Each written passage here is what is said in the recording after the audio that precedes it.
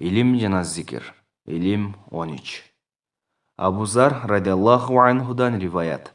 Пайгамбар саллаллаху алейхи вассалам айтат: Эй Абу Зар, эртең менен эрте мечитке барып, Алланын китебинен Кур'ан-ы Каримден бир аят үйрөнгөнүң 100 рекет нафил намаз окуганыңдан абзел.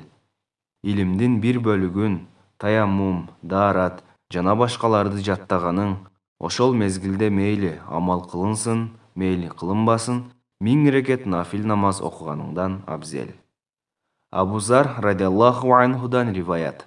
Пайгамбар саллаллаху алейхи вассалам айтат: Эй Абу Зар, эртең менен эрте мечитке барып, Алланын китебинен Кур'ан-ы Каримден бир аят үйрөнгөнүң 100 рекет нафил намаз окуганыңдан абзел.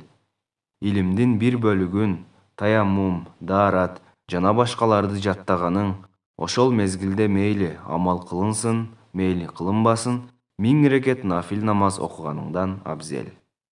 Абу Зар радиаллаху анхудан риваят. Пайгамбар саллаллаху алейхи вассалам айтат: Эй Абу Зар, эртең менен эрте мечитке барып, Алланын китебинен Кур'ан-ы Каримден бир аят үйрөнгөнүң 100 рекет нафил намаз окуганыңдан абзел. Илимдин бир бөлүгүн таяммум, даарат жана башкаларды жаттаганың, ошол мезгилде мейли амал кылынсын, мейли кылынбасын, 1000 рекет нафил намаз окуганыңдан абзел. Ибн Маджа.